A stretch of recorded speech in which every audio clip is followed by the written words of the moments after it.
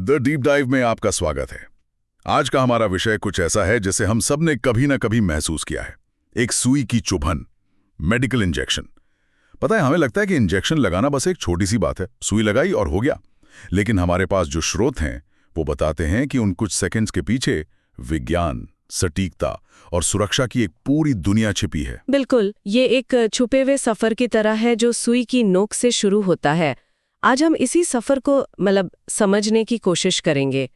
हम देखेंगे कि एक साधारण से दिखने वाले इंजेक्शन के हर कदम के पीछे का क्यों क्या है, और ये भी कि एक छोटी सी चूक भी कितनी भारी पड़ सकती है। तो चलिए सफर की शुरुआत करते हैं। सबसे पहली बात जो इन स्रोतों में बताई गई है वो है इंजेक्शन लगाने से भी पहले की तैयारी। हाँ बिल्कुल, मतलब एक पूरी चेकलिस्ट है ना। सही मरीज, सही दवा, सही डोज और तरीका, एक्सपायरी डेट।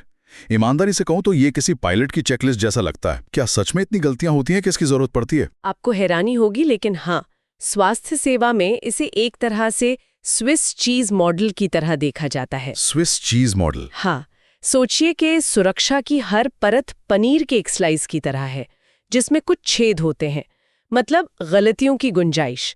एक जांच में चूक हो सकती है, लेकिन उम्मीद है कि अगली जांच उस गलती को पकड़ लेगी। ये पांचों जांच, जिन्हें 5 राइट्स भी कहते हैं, ये सुनिश्चित करती हैं कि कोई भी गलती मरीज तक ना पहुंचे। गलत मरीज को गलत दवा देने के नतीजे बहुत बहुत गंभीर हो सकते हैं। तो ये तो वाकई एक सेफ्टी नेट की तरह है। इसी तैयारी में एलर्जी के बारे में पूछने पर भी बहुत जोर दिया गया है, और ये बेहद जरूरी है। ये उस सेफ्टी नेट का एक और धागा है। एलर्जी के बारे में पूछना और मरीज को पूरी प्रक्रिया समझाना सिर्फ सुरक्षा के लिए नहीं है, ये भरोसा बनाने के लिए भी है। जब मरीज को पता होता है कि क्या और क्यों हो रहा है, तो उसका डर कम हो जाता है। और फिर सबसे बुनियादी चीजें आती हैं, हाथ धोना, स्टेराइल यानी पूरी तरह साफ सुथरी सिरिंज और सुई का इस्तेमाल। ये ऐसे नियम हैं जिनसे कोई समझौता नहीं हो सकता। ठीक है, तो ये तो हो गई तैयारी की बात। लेकिन मैं हमेशा सोचता था कि इंजेक्शन तो बस इंजेक्शन होता है, सुई लगाई, दवा डाई और हो गया। पर इन स्रोतों को पढ़कर पता चला कि इसकी भी कई प्रकार हैं। जैसे कोई मेन्यू कार्ड हो, इंट्राडर्मल, सबक्यूटेनियस, इंट्रामस्कुलर, इंट्रावेनस, ये सब क्या है? ये बहुत दिलचस्प सवाल है, क्योंकि यहीं से असली विज्ञान शुरू होता है। ये वन साइज फिट्स ऑल वाला मामला नहीं है। हर प्रकार का मकसद अलग है, जो इस बात पर निर्भर करता है कि दवा को शरीर में कितनी तेजी से पहुंचाना है। इसे आप एक डिलीवरी सर्विस की तरह समझिए। अच्छा, तो जैसे जब हमें कोरोना का टीका कंधे पर लगा, वो इंट्रामस्कुलर यानी IM था, क्योंकि उसे जल्दी काम करना था। और जो लोग डायबिटीज के लिए इंसुलिन लेते हैं, वो पेट के पास की त्वचा में लगाते हैं, तो वो सबक्यूटेनियस यानी SC हुआ, क्योंकि उन्हें दवा धीरे धीरे चाहिए। क्या मैंने सही समझा? एकदम सही पकड़ा आपने। यही पूरा खेल है। इंट्रामस्कुलर इंजेक्शन सीधे मांसपेशी में जाता है, और मांसपेशियां वो खून की नसों से भरी होती हैं, तो वो एक हाईवे की तरह काम करती हैं, जहां से दवा तेजी से पूरे शरीर में फैल जाती है। इसीलिए वैक्सीन और एंटीबायोटिक्स ज्यादातर कंधे की डेल्टॉइड मांसपेशी में दिए जाते हैं। और सबक्यूटेनियस वाला? सबक्यूटेनियस इंजेक्शन त्वचा के ठीक नीचे की वसा यानी फैट वाली परत में दिया जाता है। फैट में खून का बहाव कम होता है, इसलिए वो एक धीमी सर्विस लेन की तरह है। इंसुलिन जैसी दवाएं वहां से धीरे धीरे और लगातार खून में मिलती रहती हैं, जो कि जरूरी है। और इंट्राडर्मल तो और भी सतही है। वो त्वचा की सबसे ऊपरी परत में दिया जाता है, खासकर एलर्जी टेस्टिंग के लिए। यहाँ एक और बात है जिसने मुझे चौंका दिया। इन सभी प्रकारों के लिए सुई का एंगल यानी कोण भी अलग अलग है। हाँ, ये बहुत महत्वपूर्ण है। इंट्राडर्मल के लिए 5 से 15 डिग्री, सबक्यूटेनियस के लिए 45 से 90 और इंट्रामस्कुलर के लिए सीधा 90 डिग्री। एक मिनट, क्या सच में कुछ डिग्री के फर्क से इतना असर पड़ता है? मतलब 15 डिग्री और 45 डिग्री में जमीन आसमान का अंतर हो जाएगा? बिल्कुल हो जाएगा। ये एंगल कोई अंदाजा नहीं है, ये शरीर की अलग अलग गहराइयों के लिए एक तरह से पासवर्ड की तरह है। गलत एंगल मतलब आप गलत दरवाजे पर दस्तक दे रहे हैं। अच्छा, इसे आप ऐसे समझिए, जैसे हमारी त्वचा एक मल्टी स्टोरी बिल्डिंग है। 15 डिग्री का उथला कोण मतलब आप सिर्फ रिसेप्शन यानी डर्मिस तक जा रहे हैं, जहां एलर्जी का टेस्ट होता है। 90 डिग्री का सीधा एंगल मतलब आप एलिवेटर लेकर सीधे बिल्डिंग के पावर हाउस यानी मांसपेशी में पहुंच गए, जहां से दवा पूरे सिस्टम में तेजी से फैल सके। गलत एंगल का मतलब है दवा गलत मंजिल पर पहुंच गई और उसका असर वैसा नहीं होगा जैसा होना चाहिए। वाह, ये तो कमाल का उदाहरण है। तो एक बार जब सही जगह और सही एंगल तय हो गया, उसके बाद क्या होता है? स्रोत में लिखा है कि उस जगह को अल्कोहल से साफ करके हवा में सूखने देना चाहिए। ये सूखने देने वाला कदम सुनने में तो बहुत छोटा लगता है। क्या ये सच में इतना जरूरी है? बहुत जरूरी है। इसके 2 बड़े कारण हैं। पहला, अगर आप गीले अल्कोहल पर सुई लगाएंगे तो मरीज को जलन और चुभन ज्यादा महसूस होगी। दूसरा और ज्यादा जरूरी कारण ये है कि अल्कोहल को कीटाणुओं को मारने के लिए कुछ सेकंड का समय चाहिए होता है। अगर आप उसे सूखने नहीं देंगे तो वो अपना काम ठीक से नहीं कर पाएगा। तो ये छोटा सा इंतजार असल में संक्रमण को रोकने में एक बड़ा कदम है। और फिर दवा को धीरे धीरे इंजेक्ट करने की सलाह दी गई है। एक और बात जो मुझे खास तौर पे याद रही वो ये कि वैक्सीन लगने पर उस जगह की मालिश नहीं करनी चाहिए। ये तो बिल्कुल नई बात है। मुझे याद है बचपन में जब भी टीका लगता था घर वाले कहते थे मलो मलो, गांठ नहीं पड़ेगी। तो क्या हम सब इतने सालों से गलत करते आ रहे हैं? हाँ, ये एक बहुत आम धारणा है, लेकिन विज्ञान कहता है कि वैक्सीन के मामले में मालिश नहीं करनी चाहिए। दवा को धीरे धीरे इंजेक्ट करने से दर्द कम होता है क्योंकि शरीर के टिश्यूज को फैलने का समय मिल जाता है। और वैक्सीन की मालिश न करने की वजह यह है कि कई वैक्सीन को इस तरह बनाया जाता है कि वे मांसपेशी में एक जगह जमा होकर धीरे धीरे शरीर के इम्यून सिस्टम को जगाएं। अच्छा, अगर आप मालिश कर देंगे तो दवा तेजी से इधर उधर फैल जाएगी और शायद उतनी असरदार न रहे। ये तो बहुत बड़ी जानकारी है। इसका मतलब ये प्रक्रिया हमेशा इतनी सीधी सादी नहीं होती होगी। एक चीज इसने मेरा ध्यान खींचा वो थी ये Z-ट्रैक तकनीक।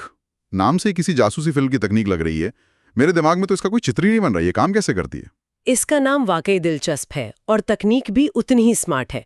सोचिए जैसे आप एक गीले सैंडविच को प्लास्टिक रैप में लपेट रही हैं। आप पहले रैप को एक तरफ खींचते हैं, सैंडविच रखते हैं और फिर रैप को छोड़ देते हैं। वो कसकर सील हो जाता है ताकि कुछ बाहर न गिरे। Z-ट्रैक तकनीक भी त्वचा की परतों के साथ ठीक यही करती है। इंजेक्शन देने से पहले त्वचा को एक तरफ खींचा जाता है, फिर 90 डिग्री पर इंजेक्शन दिया जाता है। सुई निकालने के बाद जब त्वचा को छोड़ा जाता है तो सुई का रास्ता एक Z की तरह टेढ़ा मेढ़ा होकर बंद हो जाता है। इससे दवा मांसपेशी के अंदर ही लॉक हो जाती है और बाहर त्वचा में लीक नहीं होती। कमाल है। मतलब दवा को अंदर लॉक कर दिया। और एस्पिरेशन के बारे में भी लिखा है और कुछ गंभीर जटिलताओं जैसे एनाफिलैक्सिस का भी जिक्र है। ये क्या है? एस्पिरेशन एक पुरानी तकनीक है जिसमें दवा डालने से पहले सिरिंज के प्लंजर को थोड़ा पीछे खींचकर देखा जाता है कि कहीं सुई किसी खून की नस में तो नहीं चली गई। अगर खून आता है तो जगह बदली जाती है। हालांकि अब ज्यादातर गाइडलाइंस खासकर वैक्सीन्स के लिए इसकी सलाह नहीं देती। क्यों? क्योंकि कंधे जैसी जगहों पर बड़ी नस में सुई लगने का खतरा न के बराबर होता है। और एनाफिलैक्सिस ये वो सबसे खराब स्थिति है जिसे रोकने के लिए ही सारी तैयारी की जाती है। ये एक बहुत ही गंभीर जानलेवा एलर्जिक रिएक्शन है। होता बहुत कम है, लेकिन जब होता है तो बहुत तेजी से होता है। इसीलिए एलर्जी के बारे में पूछना और इंजेक्शन के बाद मरीज को 15-20 मिनट तक निगरानी में रखना इतना जरूरी है। अच्छा, और ऐसी इमरजेंसी के लिए क्या तैयारी होती है? ऐसी इमरजेंसी के लिए एड्रेनालिन का इंजेक्शन तैयार रखा जाता है, जो एक तरह से इमरजेंसी बटन का काम करता है। ये सब सुनकर तो लगता है कि एक स्वास्थ्यकर्मी को सिर्फ इंजेक्शन लगाना ही नहीं, बल्कि एक जासूस और एक इमरजेंसी रिस्पॉन्डर भी होना पड़ता है। अच्छा, ये तो हुई एक मरीज की बात। लेकिन बच्चों, बुजुर्गों या फिर जब हजारों लोगों को एक साथ टीके लग रहे हों, तब क्या होता है? ये एक बहुत ही व्यावहारिक सवाल है। सिद्धांत वही रहते हैं, लेकिन तरीका बदल जाता है।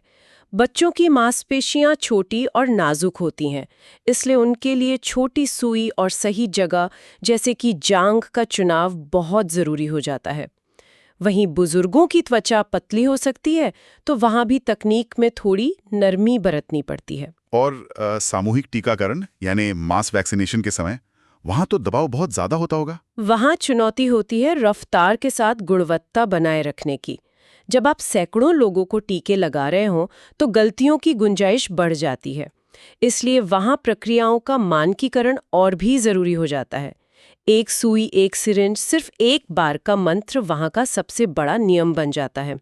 सुइयों का सुरक्षित निपटान, हर मरीज से एलर्जी के बारे में पूछना, इन सब चीज़ों को बिना चूके करना पड़ता है, चाहे एक मरीज हो या 1000। सुरक्षा के मूल सिद्धांत कभी नहीं बदलते। तो इस पूरी बातचीत का निचोड़ ये है कि जो चीज़ हमें कुछ सेकंड्स की एक साधारण सी प्रक्रिया लगती है, वो असल में ज्ञान, अभ्यास और बहुत ज़्यादा सावधानी का नतीजा है।